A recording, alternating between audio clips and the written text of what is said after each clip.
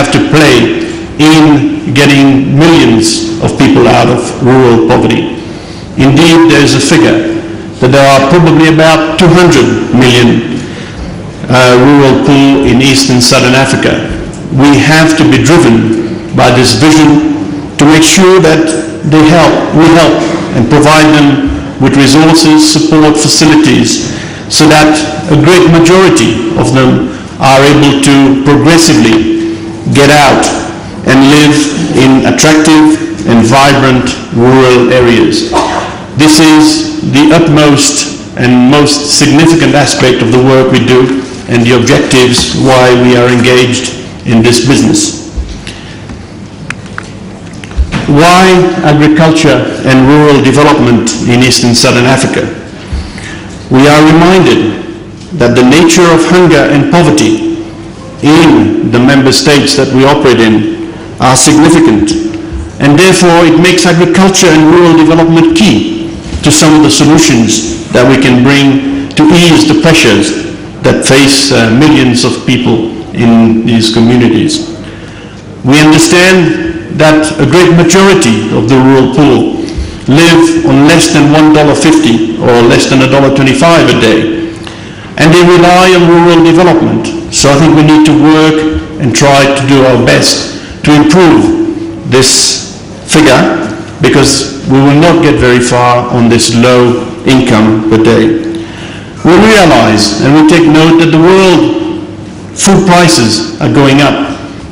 It very rarely goes down. So we need to be consistent in our approach to make sure that the communities that live out there are better able to purchase or to sell food and maintain a decent income at a time of persistent volatility in prices.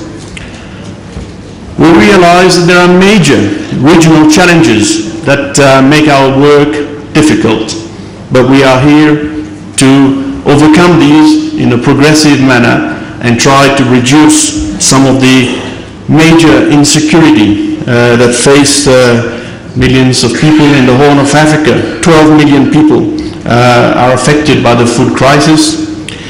Persistent droughts in East Africa. There is a high cost of doing business in East and Southern Africa. I think we need to work to try and remove these obstacles to doing business. There are more people. Populations are rising. We need to double the food production within the next 30, 40 years. And we need to achieve this productivity transformation to the tune of about 80% if we are to get the kinds of impact and results that we need in increasing the food output. All this being done at a time that the infrastructure is still very poor, that there are adverse enabling environments. We still have the remnants of the HIV epidemic in a number of countries that we work in. It's still considered or has just moved on from a post-conflict environment. Ladies and gentlemen, there are many opportunities. What I've just spelled out are some of the challenges, but here are some of the opportunities. The first, and I did not put it in this PowerPoint, but I'll mention it anyway. The first is that despite all these challenges that we have today, Africa today is awake. And we heard this from the presentation made by the representative of the resident coordinator, also from the opening remarks of the government of Ethiopia. Definitely, the representation that we have here today reflects that Africa is awake. At a time that the East is rising and rising very fast. The example of China today is very, very encouraging. So it is a great opportunity. Unfortunately, it comes at a time that the West is struggling. Major difficulties in the West. And this year, for the first time, we saw the Eurozone close to collapse on a number of occasions. Nevertheless, in the region, East and Southern Africa, we note with great interest the ongoing policy reforms. Indeed, the government of Ethiopia mentioned some of these in the opening remarks. There is increasing regionalization, and trade has been increasing. Not very much, but enough to show that there are opportunities for trade in the region that we should build on. The Southern Africa Development Community is now upstanding and very strong. We need to build on that. The COMESA, again, very active, not as much as it can be, but I think we need to take this opportunity of the regionalization, including those of the East African Community.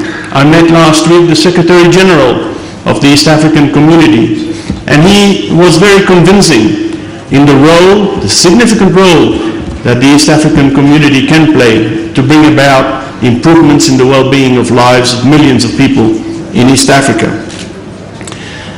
The Indian Ocean Commission, the member states of the small islands and Madagascar, again much more active than they were years ago, and this is an opportunity to build on this association of small states in the Indian Ocean with Madagascar to have more opportunities for trade and growth, bringing about relief to millions of people that deserve this attention.